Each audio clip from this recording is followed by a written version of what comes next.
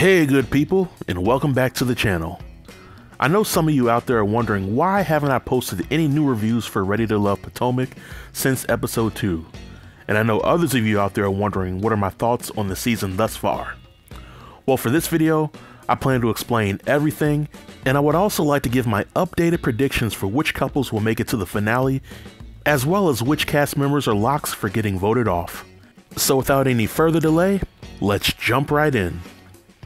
First and foremost, let me tell you that I was never a fan of this season of Ready to Love being aired so soon after part 2 of the Ready to Love DC reunion. In my opinion, Ready to Love really didn't give us fans enough time to detox from the foolishness that occurred during the DC season. Nevertheless, I did some soul searching and I prayed to the Almighty to give me the strength to check out this new season of Ready to Love. And in doing so, I came into the experience with an open mind and a willingness to give the show a fair chance. And that's exactly what I did. For the first 2 episodes of Ready to Love Potomac, I was optimistic that the mistakes of the seasons past were corrected, and we as the fans would be given a show that was less toxic while still maintaining a high level of entertainment value. And for those 2 episodes, I was pleasantly surprised. The cast members seemed to be on the show for the right reasons, and the whole building alliances angle from last season seemed to be long gone. And aside from the number of this season's cast members making several sexual comments on the show, such as tapping kidneys and blowing backs out, the blind dates added a unique dynamic to the show, or so I thought. So as I was watching episode 3 of the Potomac season, I was taking notes, and I was watching the foolishness slowly develop, and I had an epiphany. And that is that Ready to Love is not an authentic or safe place for people of different shades of brown to truly find love. The show is simply a contest, nothing more and nothing less. Cast members may have good intentions when joining this contest, but many good matches get picked off early in the process, and we as the audience are simply left with the most popular people to root for. I will say that prior to the start of the Potomac season, I vowed to refrain from posting regular reviews for the show, and episode 3 of the season further proved why I didn't need to devote any more energy towards reviewing the foolishness. I'm already regularly reviewing Married at First Sight, and if you've been watching this season of the show, you already know how draining it is. But for me, the problems with the Potomac season of Ready to Love are similar to the issues that were present from previous seasons of the show. It all boils down to production and casting. For the Potomac season, I think casting somebody like Wiley was asinine because most of the women on the show are older, have kids, and they want men around their age. Whereas Wiley is young and he's open to the idea of starting a family. The show also continues to prove that physical attraction and playing the game are prioritized in making connections over everything else, which in my opinion makes the show very predictable. So much so that I've been largely accurate in predicting which cast members will get voted off and which cast members actually make it to the end. Nevertheless, I've still watched every episode this season, and I joined Twitter to comment on the episodes as they're airing, and in my opinion, this season of the show has gotten to the point where it's extremely predictable. So before I get into my predictions, let me talk about something that I observed over the past few episodes. As many of you already know, the cast members who were added via the blind date process are Carmen, Cornelius, Eric, AP, Tina, and Donovan. One thing I noticed is that I knew Cornelius wasn't going to make it to the end solely based off his physical appearance, but I didn't think he would get voted off so soon. There were other guys on the show such as Paul, Laverne, and Tori who could have went home on that particular episode, but Cornelius, aka Brother Cornbread, got the axe when he did because in my opinion, the women simply weren't physically attracted to him.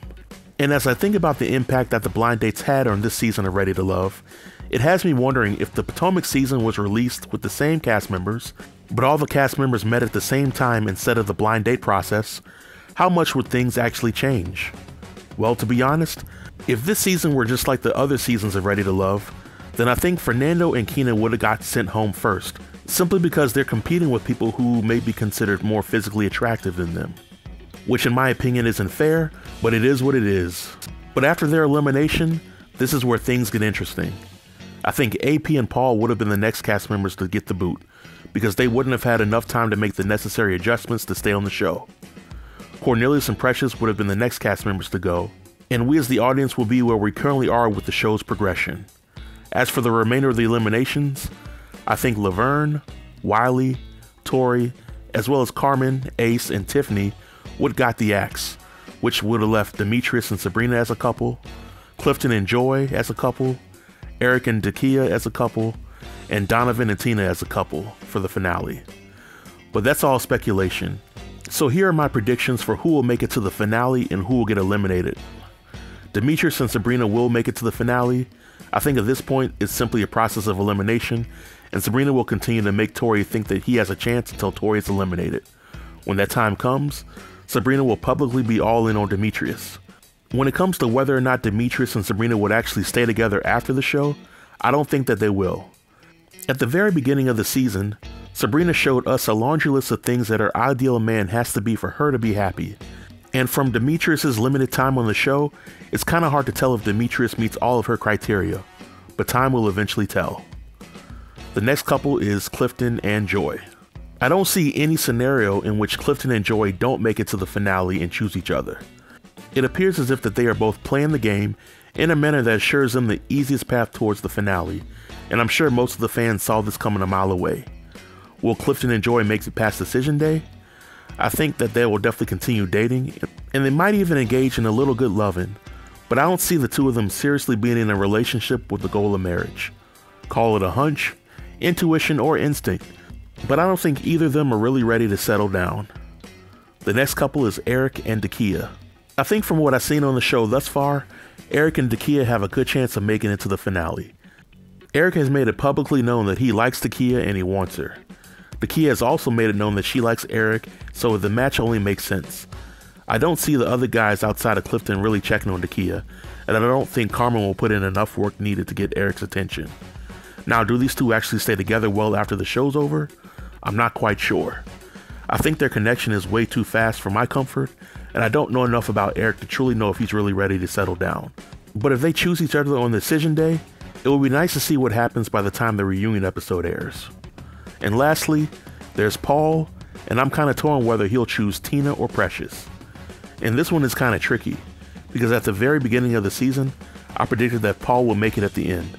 And after a few early hiccups, Paul turned on the Jets and is playing the game per the rules of the show.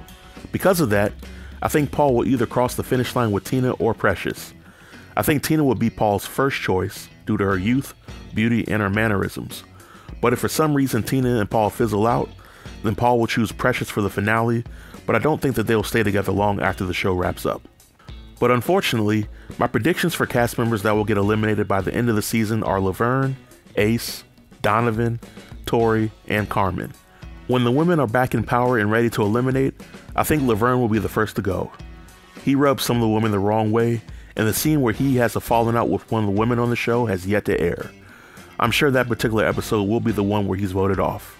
At this point, Laverne is also the only guy that Ace has a strong connection with, and if he gets voted off, her time on the show will soon come to an end as well, because that's how the show works. Donovan unfortunately came on the show very late, and while he might be a good guy, I don't think he has had enough time to make an impact on the women there. As for Tori, the only woman that he truly wants is Sabrina, and once the other women notice that, his goose is cooked. And lastly, there's Carmen. She's beautiful and she's thicker than cold Rotel dip, but I don't think she really has much else to offer to the men on the show, and because of that, the guys will probably vote her off during the next elimination. In closing, I'll say this to everyone who's checking out my video. I am so confident in my ability to predict how this show is going to end this season that I'll make a bet with all of you. If any of my predictions for eliminations turned out to be wrong, I will post a review for each and every episode for the remainder of the season, while admitting that I was wrong about my predictions. If I'm 100% right about my predictions, my next review for this season of Ready to Love will be the reunion episodes. Sounds like a deal? So with that being said, this marks the end of my video. If you have any questions or comments, then feel free to leave them in the comment section below, and I'll be sure to reply to each and every one of them. And don't forget to check out my review for the latest episode of Married at First Sight, which will be airing later on tonight. Until next time, stay tuned and stay safe. Peace.